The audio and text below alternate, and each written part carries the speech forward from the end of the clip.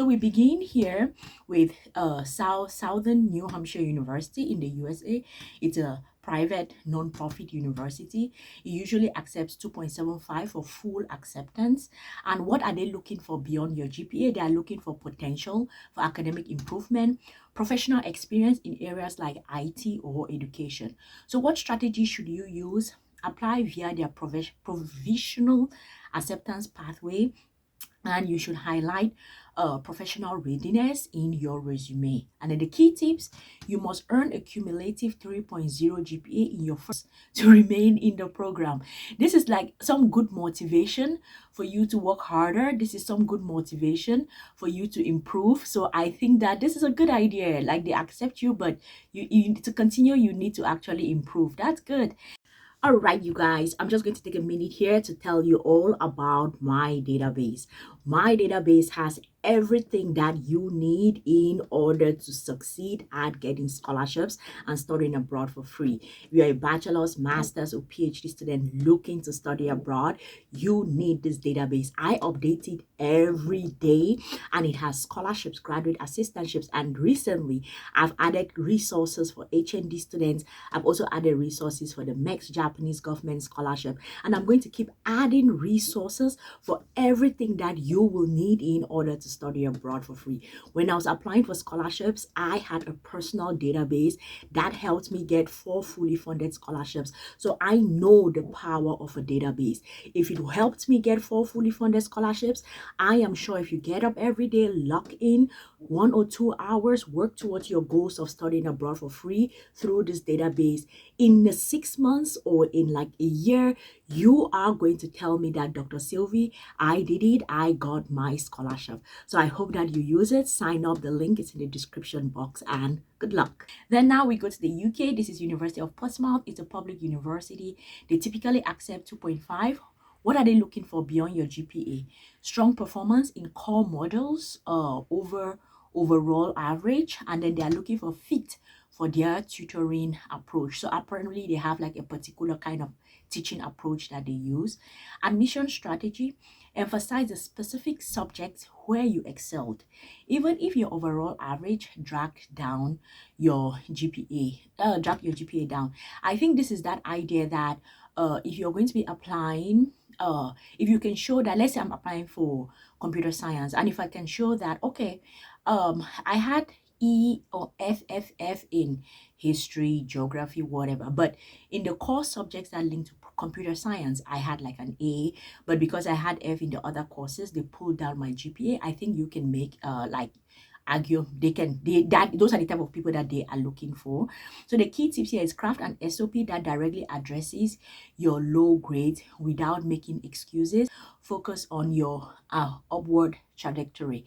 I've actually done a couple of videos here on this channel where I was explaining about how to explain your low GPA in your SOP. If you haven't watched that video, I think that is like a very, very important. I think everyone with a low GPA should watch that video, because if you have a low GPA and you're applying for admissions, you have to sort of explain that, and there is like a way on how to explain it, and that video breaks it down paragraph by paragraph. You can actually get out of that video with like a template on how you should explain your low GPA. I have a sheet in the database that actually focuses exclusively on low GPA scholarships, but probably I'm going to put low GPA scholarships / universities. So I'm going to put all of these universities in the database, and as time goes by, I'm going to do more research about these low GPA universities and add them all into the database. So if you have a low GPA, definitely do well to sign up to the database. Then now we go to Australia, University of Canberra. This is a public university. The typical GPA expectation is 2.5.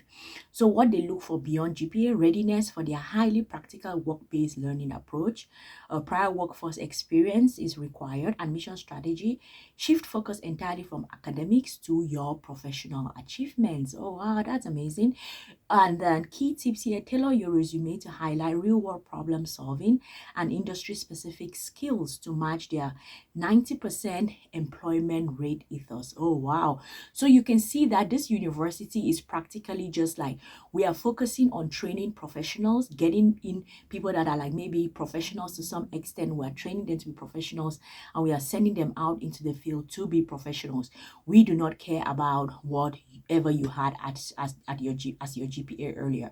And this is actually the case with some of those scholarships. I did a video on this channel on low GPA scholarships. Those scholarships are also looking for things like this, right? If you haven't watched it, go and watch it, because it is going to do you a lot of good for you to know that information. Then we have Birkbeck University. This is in London. In the UK, it's a public university. Typically, they are asking for 3.0 GPA, and they are looking for research-led capabilities, maturity, and non-traditional academic backgrounds. So for your admission strategy, you have to leverage their extremely flexible entry requirement by showcasing your research projects, publications, and thesis work. Key tips: submit a strong research proposal that aligns with their faculty to bypass strict grade cutoffs. I did a video here about what are the things that you can do in order to replace the GPA. And one of them was research, right? You should do publications, because once you do those publications, all of those things help. They help your profile in a way that it pushes you to be able to sort of offset that low GPA that you have. And if you do that, this is already a university that is willing to give you admissions, okay? So now we have, this one is in Canada, MacEwan University. It's a public university. They typically accept 2.5 GPA. And what are they looking for? Extracurricular involvement and community service, fit for a warm, supportive, student-centered atmosphere. The admission strategy: highlight volunteer work, community impact, leadership roles in your personal statement.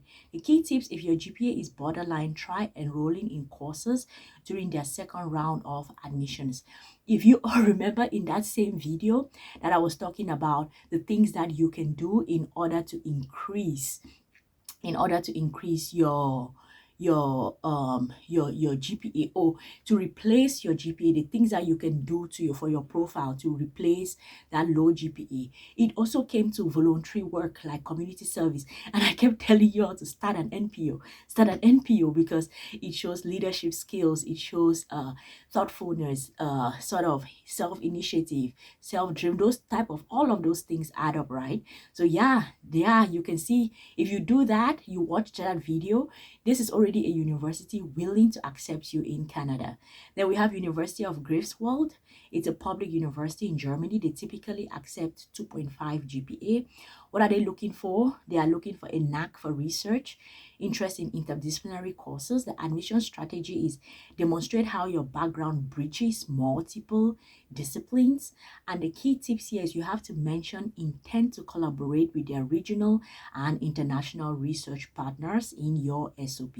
Oh wow, this is a very, very specific need, and that is why this video is good, because at least you can see the admission strategy that you can take up in order to make sure that you are given a chance, right? I think that this is amazing. I really, really think that this is amazing. Now let's see Technological University of Dublin. This is in Ireland. They are accepting 2.8 GPA, and they are looking for technical proficiency and practical application in STEM, and then industry certifications. Their admission strategy, like what you can do: draw attention to your high scores in core technical models, for example, math, programming, engineering, over general education classes. The key tips here are attach online certifications from like Coursera, Udemy to prove your current technical readiness. If you all remember, in that same video, we spoke about courses and the things that courses can do for you, why you should take up those courses, and how they can really, really help make a case a case for you. This is a university that you take up those courses, you apply here, and despite your low GPA, you're going to get admissions. So let's look at Universidad del País Vasco. I am definitely pronouncing that wrong. This is in Spain. The typical GPA they are looking for is 2.7. And then what are they looking beyond the GPA? Acumen in business sciences or medicine or hard sciences. Wow. Admission strategy that you can use: utilize an average or strong specific science GPA to gain entry, even if your cumulative GPA is weak. Oh, wow. Highlight specific lab work, economic projects, or practical research you completed during your undergraduate. Oh my goodness, this sounds very, very specific, very, very specific. And this is why if you do not watch this video and you just go ahead and do your application, yeah, if you don't highlight those things that they are looking for, probably you may not be taken. That is why it's always good to stay informed with things like this. And I try to post this kind of content everywhere on X, on here on YouTube, so that you all can get this kind of very specific information.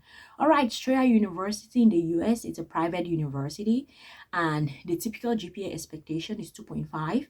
And what are they looking for beyond the GPA? Professional development and career progression, suitability for business, IT, and public administration. Admission strategy here is treat your application like a high-level job interview. Lean heavily in your professional resume. And the key tips here: frame your low GPA as a byproduct of balancing demanding work schedules with education, proving your resilience. That is a very interesting strategy. I don't know. I don't know if that strategy is going to fly, because at the end of the day, everyone is struggling to balance everything that they have to do with. Some people are going to school while they are parents, so they are juggling parenthood and studies, and some people is work and study. I don't know. I don't know if that argument flies. Wow, an amazing Strayer University. All right, let's go to the next one. We have Cardiff Metropolitan University in the UK. It's a private university. The GPA that I'm expecting here is 2.0. What they look for beyond the GPA: holistic potential and dedication to self-improvement. Your admission strategy: provide a separate explanatory letter detailing the context behind your grades. Oh, you all remember that same SOP I was talking about, how to explain your low GPA, where it talks about context, like what was happening at the time. Explain. Go and watch that video if you haven't watched it. It will do you so much good if you watch that video and practically learn step by step. Key tips here: if direct entry is difficult, take advantage of pathways or pre-master's programs offered to strengthen your foundation. Actually, I have seen a ton of programs that allow people to do this pre-foundation courses, and then when you're able to do that, it's sort of, despite your GPA, because you've done the courses, they know that you have the academic capability to go through for like higher education, then you're granted the let's say admissions. Let's look at the action playbook. What you should do: secure high test scores, that helps. GRE, GMAT, that helps. Write an explanatory SOP. Go and watch that video if you haven't, because it's going to really show you what to do. Acquire external proof, for example, those certifications, summer courses, do some publications, voluntary service, and then target your applications. This is what we are talking about, like this here, say here, strategic mix of pathway programs, branch campuses, and experience-focused universities. That is why I actually decided to do this video, because I know so many people who complain about their low GPA. What should they do? What should they do? How should they go about it? And I was like, okay, I'm going to put together a list of this. I'll do a video about this, and also I am going to put all of these universities in the database, such that if you have a low GPA, you have a place where you can go to find which of these universities are available to me. How can I sort of take advantage of this? How can I apply for all of them? I think that this is this will really enrich the database. So definitely, if you've not signed up to the database, go ahead and sign up for it, because this is going to help you, give you a destination where you can just go apply for one, apply for the next, apply for the next, and that is how you are going to get your admissions abroad.